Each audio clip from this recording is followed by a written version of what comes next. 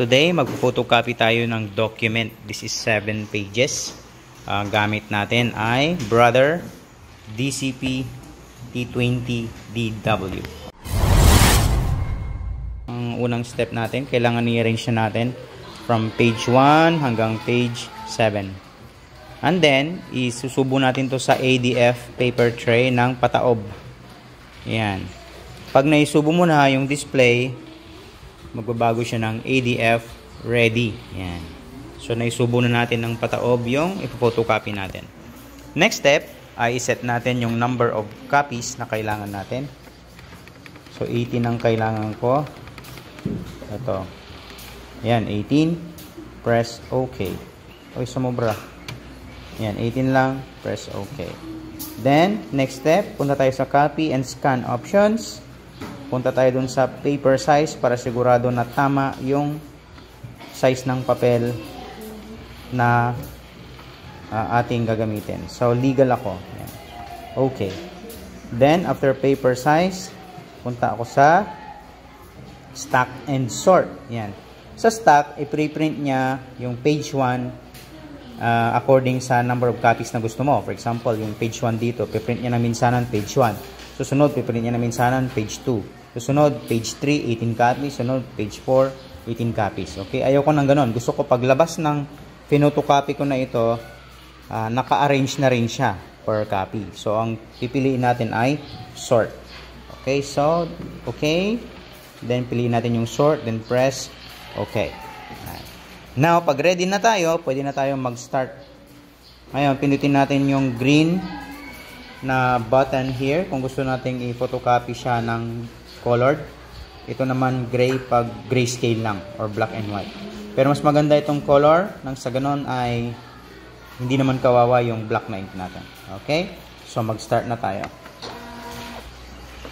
Yan. So gumagalaw na yung printer. Kung papansinin nyo guys, yung pinakailalim ang una niyang ini-scan.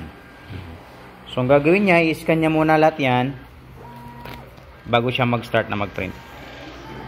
Now, papansinin nyo sa ating LCD, ang nakalagay ay copying 1 out of 18, sabi niya. So, hintayin lang natin siyang matapos.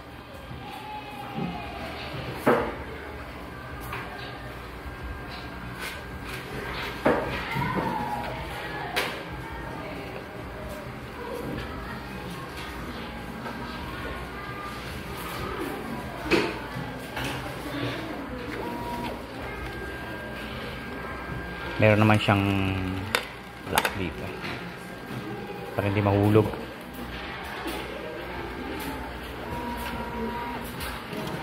Okay, so natapos na niyang i-scan lahat ng original documents.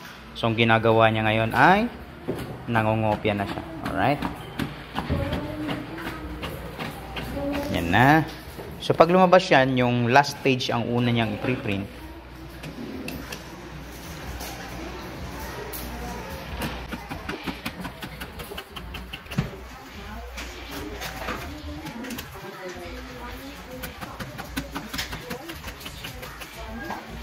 Kaya habang hinihintay yan, pwede na nating tanggalin yung original document at i-staple ulit.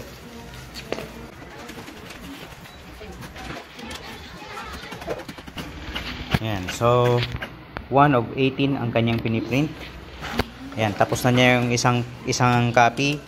So, ang piniprint na niya ngayon ay 2 out of 18. Ayan, hanggang sa matapos niya lahat yung 18 copies. Ngayon guys, pwede natin kunin yung first copy at staple habang piniprint niya yung ibang copies. Okay? Ayan. So, nakakapag-print na tayo ng 5 copies out of 18. Patuloy pa rin siyang nag-preprint as of now. Naubusan ng papel yung ating printer.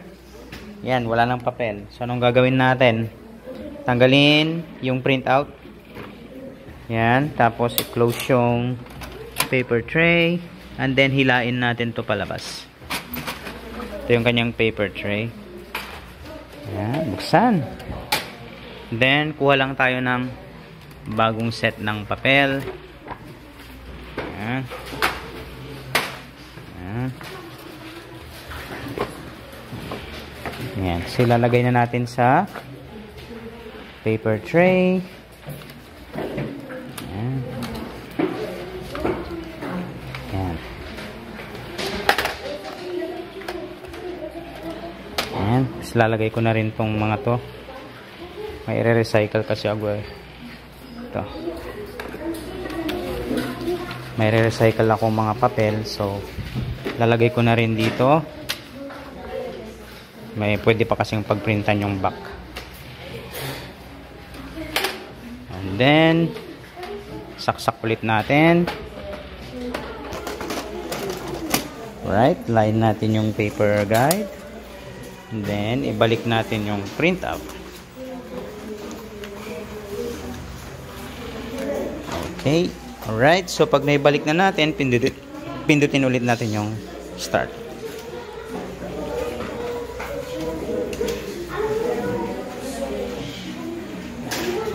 Yan. So, itutuloy niya lang yung ginagawa niya kanina. There you go.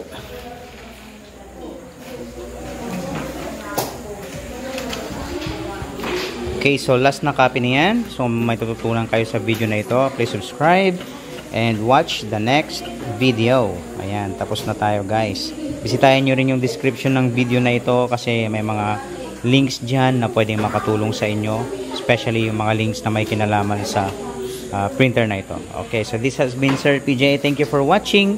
Please share this video sa ibang mga teachers at mga office workers ninyo nang sa ganon ay madagdagan yung kaalaman nila sa pag-operate ng printer na ito, Brother DCP T720DW. Okay, see you next video. Bye!